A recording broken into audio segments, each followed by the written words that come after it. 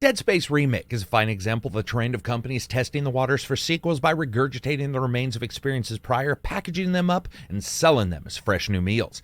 However, where even new titles like Callisto Protocol faltered and broke down under the complexities hiding as new quality of life improvements, Dead Space Remake knows that a quality of life improvement is only worth it if the quality of the game has been improved. Has Dead Space. We're going to check that out. This is KARAK. My brand is me. My sponsor is you. My enemy is YouTube demonetization. Subscribe to help me battle it. Let's do this.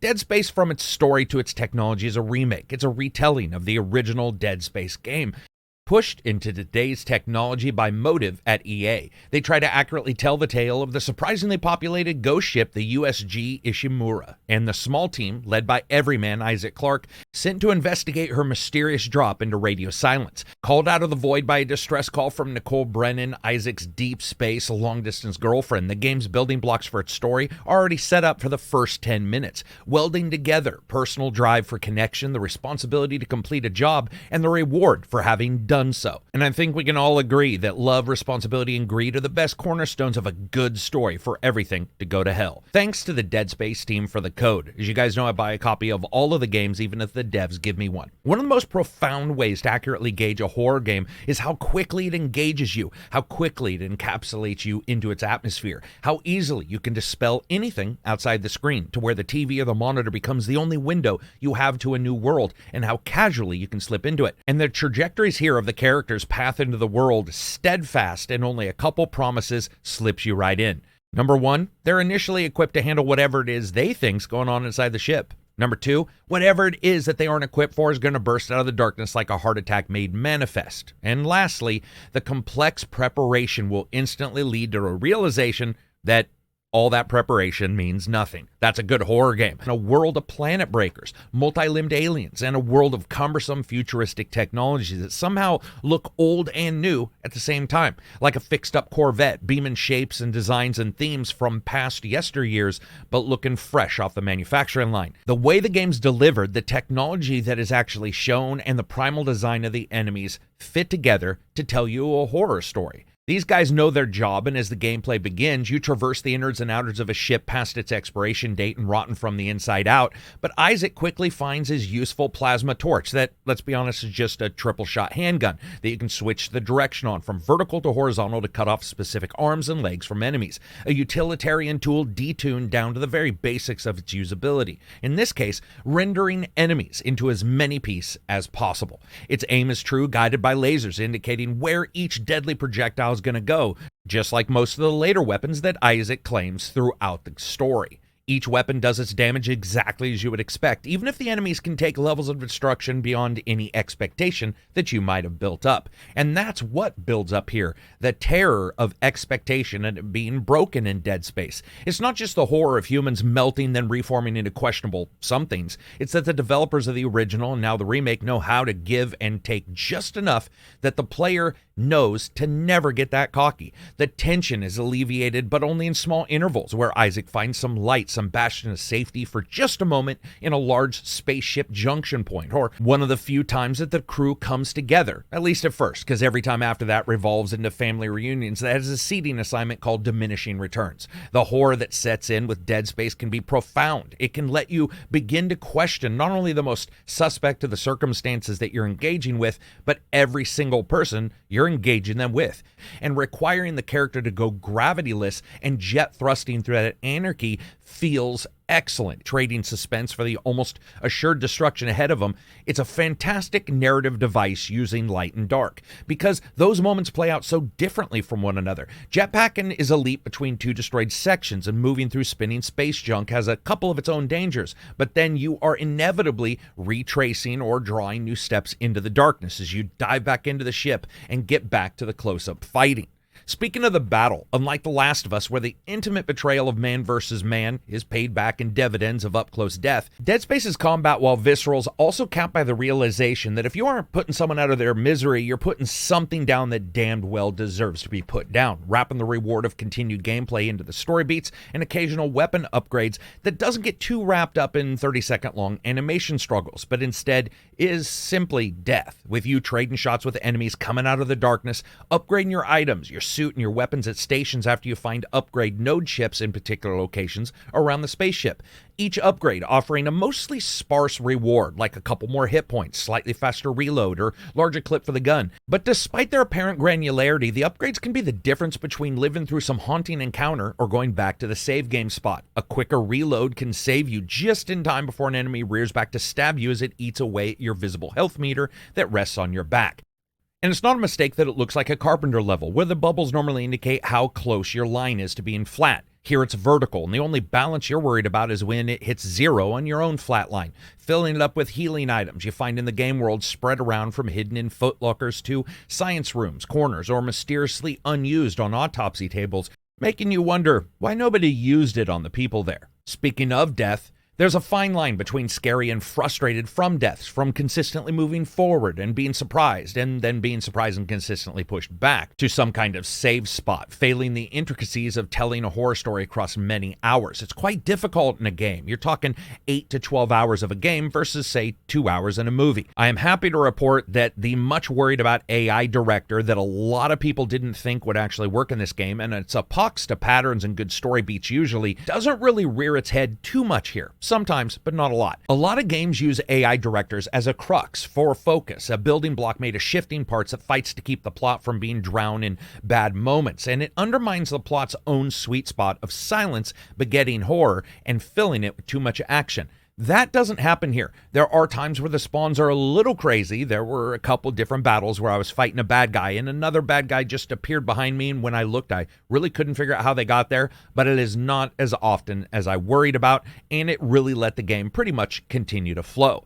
Now, flow is about smoothness, and smoothness is what we want in the graphics, and the presentation of this game has always been high-tech, low protection kind of world where Isaac encases himself in what looks like futuristic laminar armor, where the creator needed to save money so he removed every other band. The welding helmet and the questionable protection against physical violence that Isaac has works well to tell a story of a protagonist who may be able to jet back and forth between the churning sections of twisted agony between two ship parts that are broken, but probably can't take too many hits to the Johnson before he falls apart like a human accordion. The game looks excellent on the Xbox. It has both a quality and a performance mode, with the frame rate more solid on the performance mode, but the shadows, the texture quality in a lot of places, and the lighting is far more nuanced in the quality mode, with lighting getting a big boost in accuracy in a lot of locations. Now, Dead Space doesn't need to rest on a great deal of technical wizardry, so performance is probably the mode most gamers are going to appreciate, as well as the accessibility options, the difficulty options, and the ability to customize the controls and a couple other facets of the game. When it comes to the presentation graphically, I dug a lot of what I saw. Now, level design here can't be too intricate when it involves a derelict spaceship, but the game does go as far as it can, stretching the incredulity of a ship made into a rat's maze, but selling it so well that the gamer, minute visual hints aside, can usually figure out where they are. The names of each section flickers to life, sometimes working neon signs above doors just open tell you where you are, or can be seen through glass and torn steel prior to you arriving, giving you just a hint of a possible threat level in the next section you're going to, or maybe a moment of storytelling driven by text or voice or some new enemy. But lighting is one of the special callouts in this game, and it's used to ultra effect here. The first time you switch over a breaker so you can drop the location's power to 0 so that you can then ESP a V8 block size battery out of one section and walk it to another breaker, the entire level falls into darkness, 5 fathoms down into the dark, where only the occasional ship's badge LEDs are marked by their own glow in this illumination. And what a great storytelling device to only be able to see that sometimes in particular locations of the ship, like it always wants to remind you where you are and that you're inside its guts. Speaking of guts, sometimes you see yours, sometimes you see the enemies, and when you do so, the animations are not always stellar. Isaac always moves around like he has a back appointment scheduled, and his punches and swings don't carry the same weight as the rest of the animations, and they're more gamified. However, his power stomp, which looks like half a power wizard that's prepping to stomp a lightning bolt into the ground and half like a man trying to kill a moose by crushing it, is hilariously powerful looking, many times sending ragdolled enemies into pieces, squirting out power upgrades they mysteriously held deep down in their vagus nerve. The creatures themselves are a cornerstone of the game's original horror. They continue to burst out of the darkness, shambling oddly gated leviathans that move like spiders that can't remember how to walk perfectly, and they lurch around in unnatural gaits, like they just aren't quite able to figure out the difference between fast and slow, and that's terrifying. Color and lighting, the understanding of how to remix the interiors of spaceships and put the shadows where they need to be and a little bit of light to call you to safety even though it's probably not safe is where this game's presentation shines. It also shines in the music. This is the same as the original game with different timing and stingers, but it works tremendously well, and there are a couple much more complex tracks hidden in here that you might not expect with the typical horror, discordant, and off-kilter movie tropes, including a couple moments of true surprise and mystery as songs start to build up out of the silence and remind the gamer that you're playing a game, celebrating some major milestone or successful moment, or worse yet, the demise of one more piece of ultra-needed parts and resources as the enemies sabotage everything.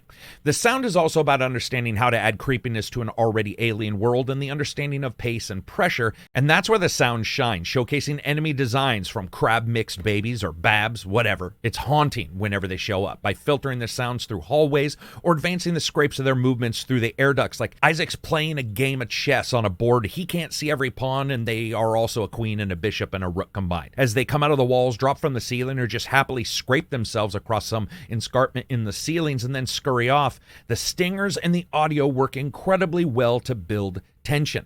Now, I will say a couple times the change to the tones and the alerts were a little bit early. Two of the main room's locations where I was working had the audio stinger directly alert me of the enemies before I turned around to see them the next time. That's a missed opportunity for bloodshed and possibly a little bit of pee squirting out.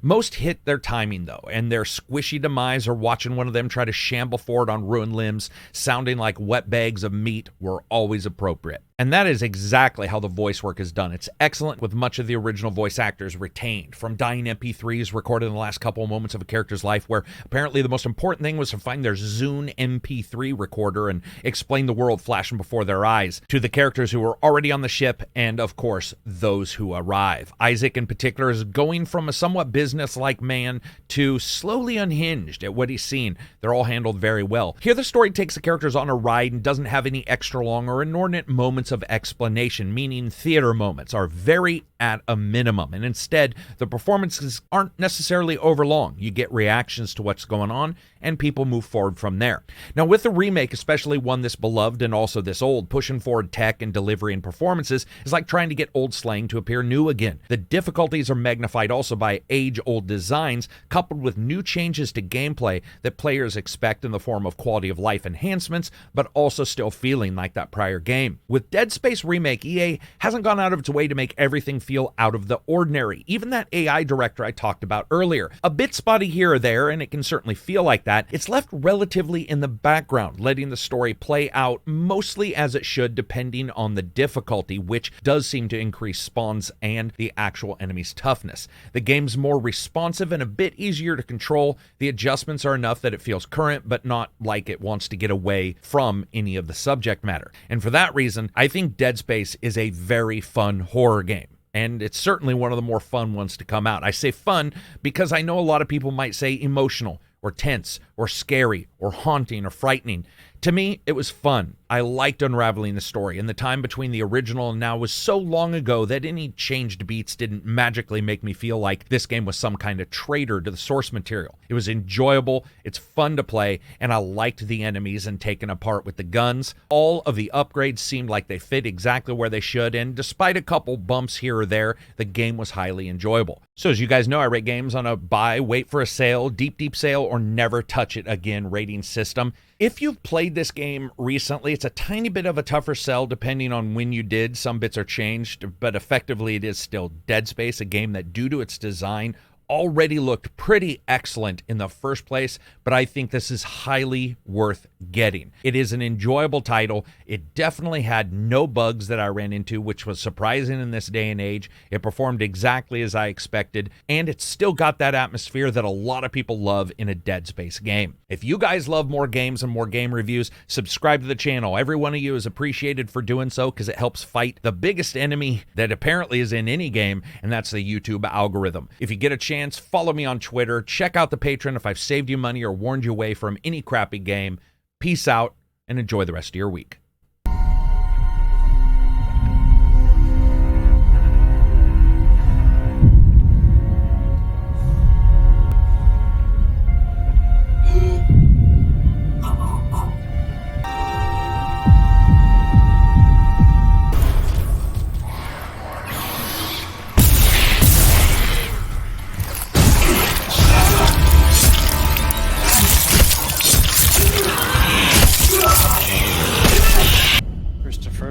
weeks. We're 5 minutes out. You still got that thing on repeat? Guess you really miss her. Fisherman is not a job you turn down, but 6 months apart with only vid calls? It's rough. Easy to say the wrong thing. I don't blame you. I'd listen to my girlfriend over Hammond reciting security protocols. Forewarned is forearmed, Miss Davis. So you keep saying. Here we go. Nice clean re-entry. Just 7. Imagine 6 months staring at that chunk of rock.